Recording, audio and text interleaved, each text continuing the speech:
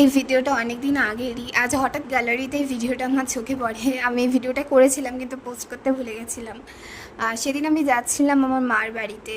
আমার মানে সবথেকে বড় দাদা মানে আমার পিসির যে ছেলে, তার বাড়িতে ছিল লক্ষ্মীনারায়ণ পুজো। তার জন্যই আমি যাচ্ছিলাম। আমাদের মানে আমার মার বাড়ি থেকে তাদের বাড়িটা কিছুটাই দূরত্বে, ওর জন্য আমি আগের দিনই মার বাড়ি পৌঁছে গেছিলাম। তার পরের দিন সকালবেলা ওদের বাড়িতে গিয়ে দেখি পুজো হয়ে গেছে।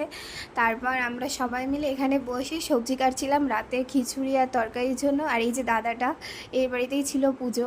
আর এখানে সবাই মিলে বসে সবজি কাটছিলাম আর গল্প করছিলাম।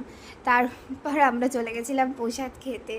এত সকালে গেছি, আমাদের খিদেও পেয়ে গেছিলো। এখানে আমার মা বসে প্রসাদ তৈরি করছিল, আর তাই আমরা বসেছিলাম কখন আমাদের দেবে।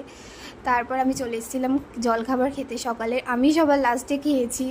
আমি খাচ্ছিলাম আর আমার সাথে বসে একটা ভাই খাচ্ছিল, এ আর আমি সবার লাস্টে খাবারটা খেয়েছিলাম।